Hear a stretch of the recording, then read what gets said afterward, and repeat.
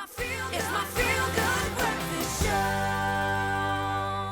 Welcome back. I think by now you should know on Mondays we're all about shining the spotlight on incredible young South Africans, and this morning we are joined by Hlumani Kekana, a rising South African junior tennis star who is, by his own proclamation, going to go to the top. The training full-time at the Rian Venter Tennis Academy. Clearly it is making its mark. He's represented South Africa internationally and aims to become the world's #1 tennis player. Why else are you doing it? Can we get a round of applause for Hlumani? Welcome to it.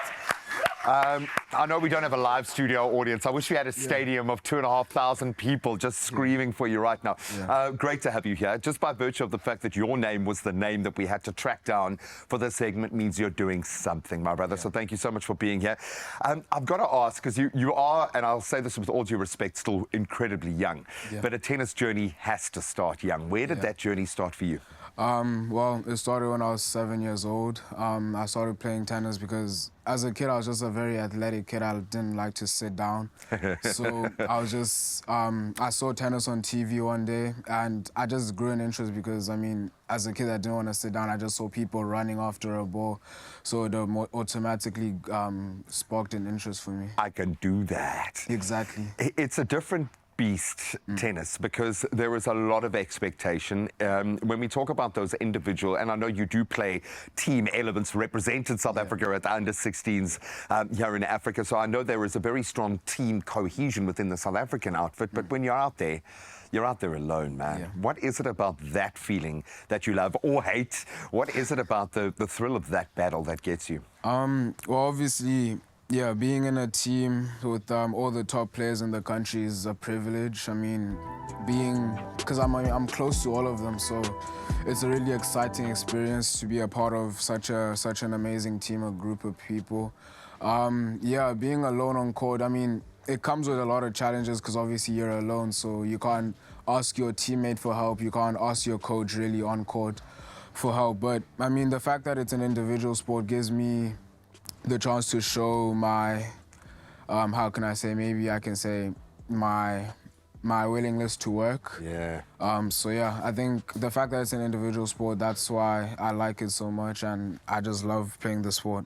And you've got to prove yourself every day, which I love. It's almost a reset every time you step out onto the court, whether you're training or whether you're competing. If you look back, and I know there have been a couple of standout moments, so I'm not going to say that there's going to be just one highlight, but when you do look back, what are some of those moments that stand out that make you most proud? Well, I think for me, there's definitely two moments that stand out the most. I think it was back in 2023, if I'm not mistaken.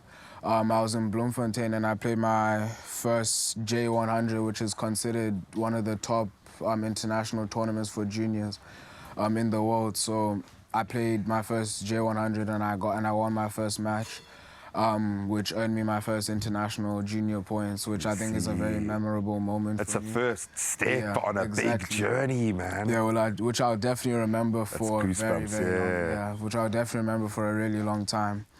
And I think the second moment is probably now in the last 2 weeks, winning the under-16 Southern Africa Junior Championships. Yeah, that was a really good moment for me.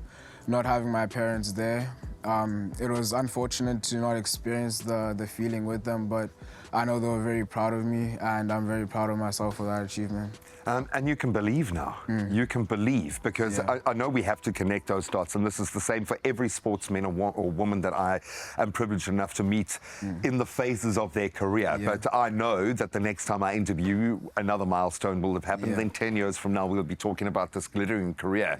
How do we get there, though? Now that you can see a path to #1, what are you doing to get there? Well, obviously trying to balance my schoolwork and my tennis. Academics is obviously very important for a child. I mean, but yeah, I mean, I'm trying to just focus as much as I can on training, trying to work as hard as I possibly can in both aspects, academics and school. I mean, academics and tennis. But I mean, it's a long journey, so I mean, I'm prepared to put in the work for as many years that I can until I get to the professional stage, which is that's my goal. Yeah, and it's definitely going to happen. By virtue of the fact that you are here, you're already on that arc. So just, tick that box and keep working as hard as you're working. In fact, I want you to work harder than you've ever worked. Why? Because you're about to train Ewan. And I want you to train him so hard this morning that he forgets about a career as a professional tennis player. No, he absolutely loves it. Dude, we could not be more proud of what you're doing, but the mindset and just this calm energy that you're exuding speaks volumes, dude. Thank you. Hang on to that. Hang on to this fire and this passion. We cannot wait to see where he is going next. In fact, it's not too far away. A little training session just over there, I think.